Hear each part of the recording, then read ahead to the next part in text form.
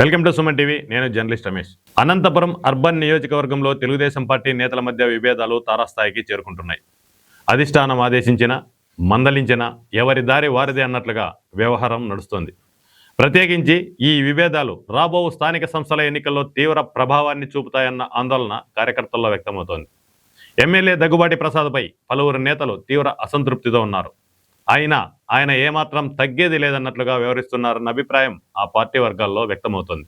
మరీ ముఖ్యంగా తాజాగా చోటు చేసుకున్న జిల్లా పరిషత్ మాజీ చైర్మన్ చమన్ కుమారుడు ఉమర్పై ఎమ్మెల్యే వర్గీయులు వ్యవహరించిన తీరు కూడా పలు వర్గాల్లో చర్చనీయాంశంగా మారింది.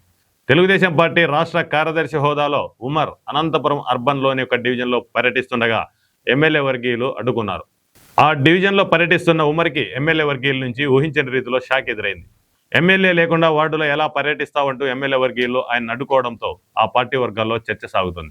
రాష్ట్ర కార్యదర్శి హోదాలో పార్టీ కార్యక్రమాలను ప్రజల్లోకి తీసుకెళ్లడంలో తప్పేంటని ఉమర్ వర్గం వాదిస్తుండగా, ఎమ్మెల్యే లేకుండా ఆయనకు సమాచారం కూడా ఇవ్వకుండా పర్యటన చేయడం ఏమిటంటూ ఎమ్మెల్యే వర్గం వాదిస్తోంది.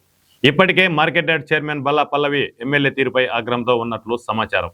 మార్కెట్ యార్డ్ కమిటీ సమావేశానికి ఎమ్మెల్యే వర్గీయులుగా చెప్పబడుతున్న పలువురు డైరెక్టర్లు హాజరు కాకపోవడంతో 2 మార్లు సమావేశం రద్దయింది.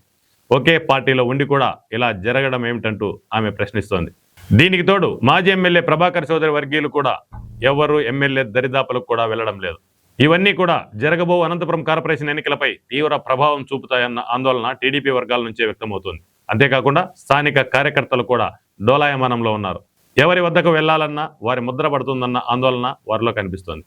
ఒకరి వద్దకు వెళ్తే మరొకరికి కోపం అన్నట్లుగా టీడీపీలో కార్యకర్తలు డోలాయమానంలో పడ్డారు. ఇప్పటికైనా అనంతపురం అర్బన్ నియోజకవర్గంలో నేతల మధ్య సమన్వయం కుదర్చకపోతే స్థానిక కార్పొరేషన్ ఎన్నికల్లో టీడీపీకి భారీగానే దెబ్బ పడుతుందన్న ఆందోళన టీడీపీ వర్గాల్లోనే వ్యక్తమవుతోంది. మరి అధిష్టానం ఎలాంటి చర్యలు చేపడుతుందో వేచి చూడాల్సిందే.